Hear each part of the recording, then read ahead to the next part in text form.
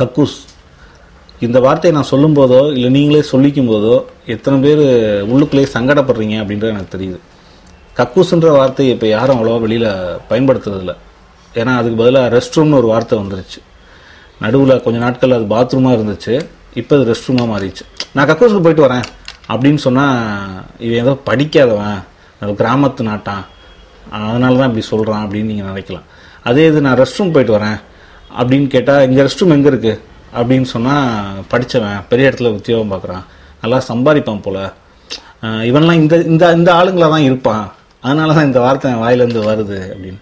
அப்போ நம்ம என்ன வார்த்தையை உபயோகப்படுத்துகிறோன்றதுலே இவன் என்ன ஆளுங்க, இவன் என்ன ஜாதின்றதை நம்ம பிரிக்கிற அளவுக்கு நம்மளை வளர்த்துட்டாங்க, இல்லை நம்ம அறிவு வளர்ந்துருச்சு அப்படின்னு நினச்சிக்கலாம். இந்த கக்கூசு அப்படின்னு நம்ம சொல்லும்போது நம்ம கூசுது. ஆனால் பல பேரோட வாழ்க்கை, பல பேரோட அன்றாட உணவு, அவங்களோட பிழைப்பு, அவங்க பிள்ளைகளோட கல்வி, இது எல்லாமே அந்த கக்கூசுக்குள்ளே தான் இருக்குது.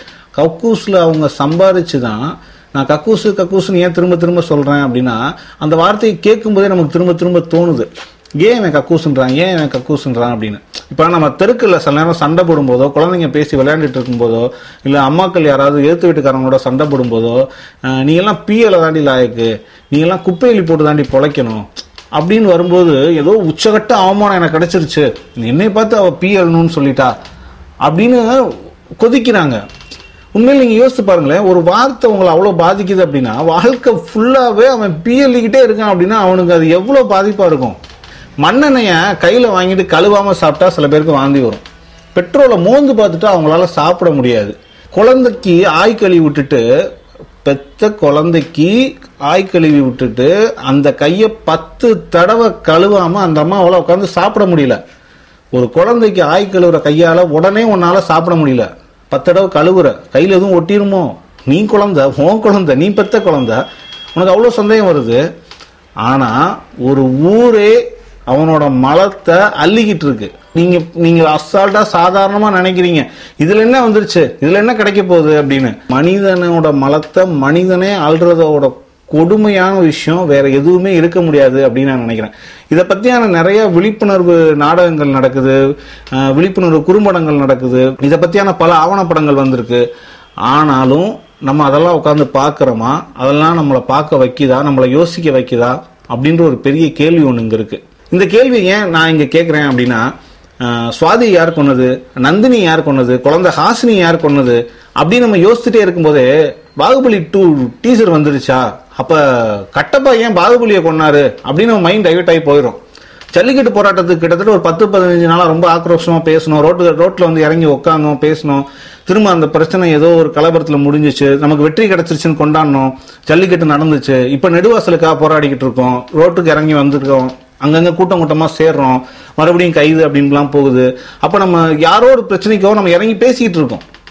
அந்த விஷயத்தில் நமக்குள்ள ஒரு சின்ன தெளிவு வந்திருக்கு அப்படின்ற நம்பிக்கை எனக்கு இருக்கு. பட் இருந்தாலும் அதிகார துஷ்பிரயோகன்ற பேர்ல இது ஒரு ஜாதி ரீதியா நம்ம பார்த்தாலும் ஒரு அதிகாரம் தான். என் கையில அதிகாரம் இருக்கு, உன் கையில அது இல்லை, அதனால நீ இந்த வேலையை தான் செய்யணும். இப்ப கவர்மெண்ட் மூலமா இந்த மாதிரி மலம் அள்ளுற தொழிலாளர்களுக்கு என்ன கொடுக்குறாங்க அப்படின்னு, ஃபர்ஸ்ட் மலம் தொழிலாளர்கள் அல்லவே கூடாது, அதுவே பெரிய நாட்டோட அவமானம்.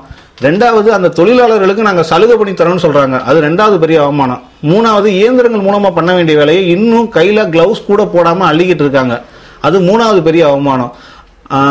சமீபத்தில் ஒரு சில மாதங்களுக்கு முன்னாடி ஒரு பெரிய ஹோட்டலோட செப்டி டேங்கை கிளீன் பண்ணிக்கிட்டு இருக்கும்போது அந்த விஷவாயு தாக்கி ஸ்பாட்லேயே 2 தொழிலாளர்கள் இறந்தாங்க. அதை பற்றி பல வார இதழ்களையும் மாத இதழ்களையும் தினப்பேப்பர்லையும் கூட வந்துச்சு. பட் அதை பற்றி எத்தனை பேருக்கு நினைவு இருந்துச்சு அப்படின்னு தெரியல. இறந்தாங்க, ஆமாம், அவங்க அதுக்கப்புறம் காசு கொடுத்தாங்க, கவனிச்சாங்க அப்படின்னு ஒரு பேச்சு வந்துச்சு, கேஸ் போட்டாங்கன்னாங்க. கேஸ் என்னாச்சுன்னு தெரில, அவ்வளோதான் முடிஞ்சிச்சு. அந்த 2 பேரோட வாழ்க்கை என்னாச்சு, அவங்க இறந்துட்டாங்க, அவங்க குடும்பம், அவங்க குழந்தைங்க என்னாச்சு, அந்த குழந்தைங்களோட படிப்பு என்னாச்சு தெரியலையே, போயிடுச்சு. அப்போ அவனும் மனுஷன் தானே, அவனும் அதுக்காக தானே இறந்துருக்கான், யாரோட மலத்தால்னா? அந்த சந்தேகங்கள் உங்களுக்கு என்னைக்கா வந்திருக்கா? எனக்கே நம்ம இறங்கி கேள்வி கேட்டிருக்கோமா? எத்தனை பேர் அவங்கவுங்க வீட்டு டாய்லெட்டை அவங்களே கழுவி இருக்கீங்க?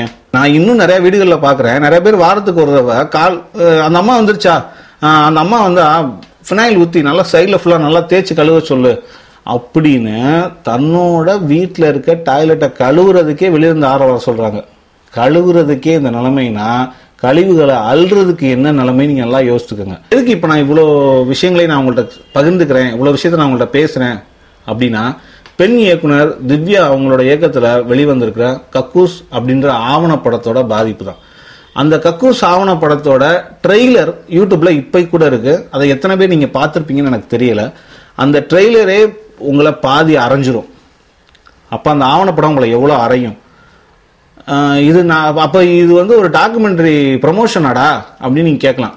இது உங்க வீட்டு பிரச்சனை, என் வீட்டு பிரச்சனை, இன்னொருத்த வீட்டு பிரச்சனை பிரிச்சு பார்க்கவே முடியாது. இது எல்லார் வீட்லயும் நடக்கிற பிரச்சனை. இது நம்மளோட அன்றாட பிரச்சனை. நம்ம சுகமா உட்காந்து ஆயிருந்துட்டு கழுவிட்டு எந்திரிச்சு போயிடுறோம். பட் அந்த கழிவுகளை ஒருத்தன் கையை கொடுத்து அழுறான் பாருங்க, அவனை பத்தி நீங்க என்னைக்காவது யோசிச்சதுண்டா? இதை நான் உங்களுக்கு கேள்வியா மட்டும் வைக்கல, இதுக்குரிய விடை என்ன, இதுக்குரிய தீர்வு என்ன. இறுதியா முடிக்கிறதுக்கு முன்னாடி நான் ஒன்று சொல்லணும்னு நினைக்கிறேன். இப்போ நம்ம டாக்டர்கிட்ட போனோம்னு வச்சுங்களேன், காய்ச்சல் அப்படின்னு தலைவலி அப்படின்னு ஏதாவது சொல்றோம் அப்படின்னா, அவர் உடனே காய்ச்சலுக்கு ஒரு மாத்திரை, தலைவலிக்கு ஒரு மாத்திரை மட்டும் கையில கொடுக்காம அதோட தீர்வு என்ன அப்படின்னு யோசிப்பார். இறுதி தீர்வு என்ன, இது எங்க இருந்து ஆரம்பிச்சிச்சு அப்படின்னு. ஸோ அவங்கள அள்ளக்கூடாது, நீங்க இனிமே அள்ள வேணாம், நீங்க இனிமே அதை வேலை செய்ய வேணாம் அப்படின்னு நம்ம முடிக்கிறதோட இதோட தீர்வு ஆகுமான்னு தெரியல. இதோட வேறு என்ன, அவங்களுக்கு வேற என்ன நம்ம பண்ணி தரணும் அப்படின்றது இருக்கு. எத்தனையோ பேரோட புலம்பல்கள், எத்தனையோ பேரோட வேதனைகள் அவங்களோட வாழ்க்கையில டெய்லி கடந்து போயிட்டே இருக்காங்க. ஆனா அது நிரந்தர தீர்வா இருக்கணும் அப்படின்றத நாங்கள் கேட்டுக்கிறோம். கக்கூஸ் ஆவணப்படத்துக்கும் அதோட இயக்குனருக்கும் அது சார்ந்த குழுவினருக்கும் எங்களுடைய வாழ்த்துக்கள், நன்றிகள்.